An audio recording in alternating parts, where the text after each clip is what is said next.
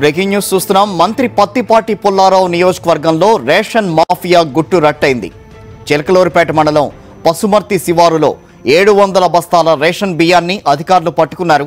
పేదలకు పంపిణీ చేయాల్సిన బియ్యాన్ని స్థానిక టీడీపీ నేతలే పాడుబడిన గోడౌన్లో దాచిపెట్టినట్టుగా తెలుస్తోంది. ఈ బియ్యాన్ని కాకినాడ పోర్టుకు తరలిస్తుండగా అధికారులు పట్టుకున్నారు. ఘటనపై మంత్రి కుటుంబ సభ్యులు అధికారులపై ఆగ్రహం వ్యక్తం చేసినట్టుగా సమాచారం. లెక్కలు తగ్గించి చూపించేందుకు ముమ్మర ప్రయత్నాలు చేసిన టీడీపీ నేతలు ఇప్పటికే కొన్ని బస్తాలను దారి మళ్లించారు. మరింత సమాచారాన్ని మా కరెస్పాండెంట్ రవీందర్ అందిస్తారు. రవీందర్, ఎంత మేర అవినీతి జరిగినట్టుగా అధికారులు గుర్తించారు ఇక్కడ? కిషోర్, ప్రస్తుతం అయితే అధికారులు పెద్ద ఎత్తున దాడులు నిర్వహించిన తర్వాత దాదాపు 700 బస్తాల వరకు కూడా రేషన్ బియ్యం ఇక్కడ స్టాక్ పెట్టినట్టుగా ప్రాథమికంగా ఒక అంచనాకు వచ్చారు. అయితే జరిగిన కొద్దిసేపటికే మంత్రి పత్తిపాటి పుల్లారావు కుటుంబ సభ్యులు అధికారులకు ఫోన్ చేసి తీవ్ర ఆగ్రహం వ్యక్తం చేశారు.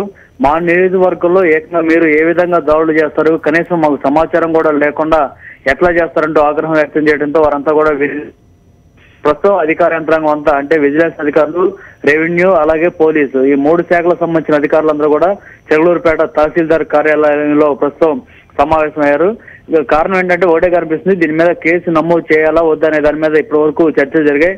కానీ మనం దీంట్లో జరిగిన అక్రమాల గురించి, భారీగా పట్టుబడిన రేషన్ బియ్యం గురించి ఇప్పటికే మనం బ్రేకింగ్ చేయడంతో ఇక తప్పనిసరి పరిస్థితిలో కేసు నమోదు చేయాల్సిన పరిస్థితి అధికారులకు ఏర్పడింది. దీంతో చివరి నిమిషంలో వీటన్నిటిని కూడా లెక్క తగ్గించేసి ఇందుకు ప్రయత్నాలు చేస్తున్నారు. దాదాపు 700 బస్తాల వరకు రేషన్ బియ్యం పట్టుబడితే కేవలం 300 బస్తాలు మాత్రమే అక్కడ ఉన్నట్టుగా లెక్కలు చూపించే విధంగా అధికారులు ప్రయత్నాలు చేస్తున్నారు. వాస్తవానికి మంత్రి పత్తిపాటి పుల్లారావుకు సంబంధించిన అనుచరులే దాదాపు 11 మంది వ్యక్తులు ఉన్నారు. ఒక మాఫియాగా ఏర్పడి గత 4.5 సంవత్సరాలుగా ఈ ప్రాంతం అంతా కూడా వారే పేదలకు అందాల్సిన రేషన్ బియ్యాన్ని చౌక డిపో డీలర్ల దగ్గర నుంచి కొనుగోలు చేసి ఇతర ప్రాంతాల్లో విక్రయిస్తున్నారు. అది గత సంవత్సర కాలంగా ఏకంగా ఇతర దేశాలకు కూడా ఎగుమతి చేసే స్థాయికి వారు ఎదిగిపోయారు. వీరందరికీ మంత్రి పత్తిపాటి పుల్లారావు ఆయన కుటుంబ సభ్యుల అండ ఉన్న నేపథ్యంలోనే ఈ విధంగా జరుగుతుందనేది ఇప్పటి వరకు ప్రతిపక్ష నాయకులు కూడా ఆరోపణ చేస్తున్నారు. అందుకు అనుగుణంగానే వర్ష వెంబడి ఘటనలు చోటు చేసుకుంటున్నాయి. ఇటీవల చూసాం నెల్లూరు జిల్లాలోని కావలి దగ్గర కూడా పెద్ద ఎత్తున రేషన్ బియ్యాన్ని పట్టున్నారు. చిలకలూరిపేట నుంచి వెళ్తున్న బియ్యాన్ని అక్కడ అధికారులు కూడా పట్టుకున్న పరిస్థితి. వాస్తవంగా ఈ రోజు రాత్రికి ఈ మొత్తం 700 బస్తాల బియ్యాన్ని కాకినాడ పోర్టు తరలించి అక్కడి నుంచి విదేశాలకు పంపే ప్రయత్నం చేస్తుండగా సమాచారం అందుకున్న విజిలెన్స్ అధికారులు దాడులు చేసి ప్రస్తుతం పట్టుకున్నారు.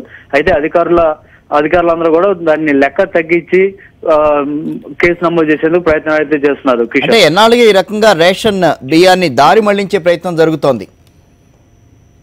తెలుగుదేశం ప్రభుత్వం అధికారంలోకి వచ్చినప్పటి నుంచి కూడా ఈ హడావుడి నడుస్తుంది. అయితే అప్పట్లో మంత్రి పత్తిపాటి పుల్లారావు వ్యవసాయ శాఖ మంత్రిగా ఉన్నప్పుడు నామకే వాస్తీగా ఈ రేషన్ బియ్యం వ్యాపారం జరిగింది. కానీ ఇప్పుడు చూస్తే ఆయన పౌర సరఫరాల మంత్రి అయిన తర్వాత విపరీతంగా ఈ వ్యవహారం నడుస్తుంది. ఎందుకంటే ఆయనకు సంబంధించిన ముఖ్య అనుచరులే ఈ కార్యక్రమాన్ని చేపట్టారు. ఎందుకంటే చౌక డిపోలకు సంబంధించి బియ్యం ఏ స్థాయిలో ఎక్కడికి వెళ్ళేది, ఏ గ్రామానికి ఎంత వెళ్ళేది మొత్తం అంతా కూడా ఇక్కడ మంత్రి పత్తిపాటి పుల్లారావు క్యాంప్ ఆఫీస్ నుంచే సమాచారం అందుతున్న నేపథ్యంలో అక్కడే ఉండేటువంటి పుల్లారావు అనుచరులు ఏకంగా వాటిని లెక్కల్లో తక్కువ చూపించి వాటన్నిటిని దారి మళ్లించడం, అట్లాగే చౌక డిపోలకు వెళ్ళిన తర్వాత అక్కడ మిగిలిపోయినటువంటి బియ్యాన్ని వీరు కొనుగోలు చేసి వీటన్నిటిని మళ్ళీ పాలిష్ చేసి అక్కడి నుంచి ఇతర ప్రాంతాలకు తరలించడం లాంటి కార్యక్రమాలు చేస్తున్నారు. గత 2.5-3 ఏళ్లుగా ఈ వ్యవహారం తీవ్ర స్థాయిలో జరుగుతుంది. ఒక మాఫియాగా ఏర్పడి వ్యవహారం చేస్తున్న నేపథ్యంలో ఇప్పుడు ఇలాంటివన్నీ కూడా ఒక్కొక్కటి బయటకు వస్తున్నాయి. కోట్లాది రూపాయలు చేతులు మారుతున్నట్టు కూడా ఇక్కడ కనిపిస్తుంది. ఇప్పటికే జిల్లా కలెక్టర్ స్థాయి అధికారిని కూడా మంత్రి పుల్లారావు కుటుంబ సభ్యులు కూడా ఆగ్రహం